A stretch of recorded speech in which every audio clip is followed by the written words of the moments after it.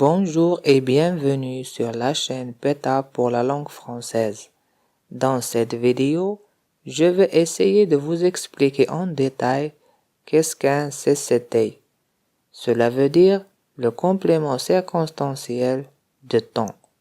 Ensuite, nous allons découvrir tout ensemble les formes du complément circonstanciel de temps. On commence notre leçon par l'exemple suivant. Le chat a chassé une souris ce soir. Regardez de quoi se compose cette phrase. Le chat, c'est le groupe nominal sujet. A chassé une souris ce soir, c'est le groupe verbal. Et dans le groupe verbal, a chassé, c'est le verbe. Une souris, c'est le complément d'objet direct. Ce soir, c'est le complément circonstanciel de temps. Le complément circonstanciel de temps dans cet exemple nous indique des informations sur le moment dans lequel se déroule l'action. Si on supprime le complément circonstanciel de temps dans cette phrase, le sens de la phrase reste le même. Il y a seulement moins d'informations sur l'action, et donc on déduit que le complément circonstanciel de temps peut être supprimable, c'est-à-dire il n'est pas obligatoire pour la compréhension de la phrase. Reprenons l'exemple précédent. Le chat a chassé une souris ce soir. Ce soir, c'est le complément circonstanciel de temps, car il indique des informations sur le moment dans lequel se déroule l'action. Comme vous l'avez vu, le complément circonstanciel de temps se situe à la fin de la phrase. Regardez si nous déplaçons le complément circonstanciel de temps au début ou au milieu de la phrase.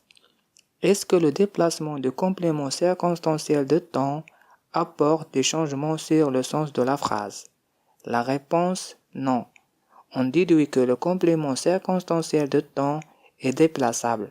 Cela signifie que nous pouvons le déplacer au début, au milieu ou à la fin de la phrase sans qu'il perde son sens. Pour identifier le complément circonstanciel de temps dans une phrase, il suffit de poser la question « quand ». Prenons un exemple. Il est revenu hier. Pour trouver le complément circonstanciel de temps dans cette phrase, il faut poser la question suivante. Il est revenu quand? La réponse, hier. Hier, c'est le complément circonstanciel de temps car il donne des informations sur le moment dans lequel se déroule l'action. Le complément circonstanciel de temps peut prendre plusieurs formes, à savoir le groupe nominal, adverbe, un gérondif ou une proposition subordonnée. Voilà le premier exemple. Il travaille ce soir. Il travaille quand? La réponse, ce soir. Le complément circonstanciel, dans ce cas, est un groupe nominal. Deuxième exemple. Il arrête le travail maintenant. Il arrête le travail quand? La réponse, maintenant. Le complément circonstanciel de temps, dans ce cas, est un adverbe. Troisième exemple. J'ai rencontré Sandra en sortant du collège. J'ai rencontré Sandra quand? La réponse en sortant du collège. Le complément circonstanciel dans cet exemple est un gérondif. Quatrième exemple. Les élèves rentrent chez eux quand l'école est finie. Les élèves rentrent chez eux quand? La réponse, quand l'école est finie. Le complément circonstanciel de temps dans ce cas est une proposition subordonnée. En conclusion, le complément circonstanciel de temps est un mot ou plusieurs mots qui indiquent le moment dans lequel l'action se déroule. Dans la plupart des cas, on peut le supprimer ou le déplacer. Elle répond à la question « quand ».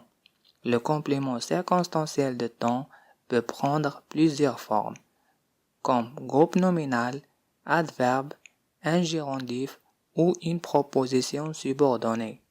Voilà, la vidéo d'aujourd'hui touche à sa fin. J'espère que ces explications vous permettent de bien comprendre ce que c'est le complément circonstanciel de temps. Je vous laisse maintenant et à la prochaine vidéo. À bientôt.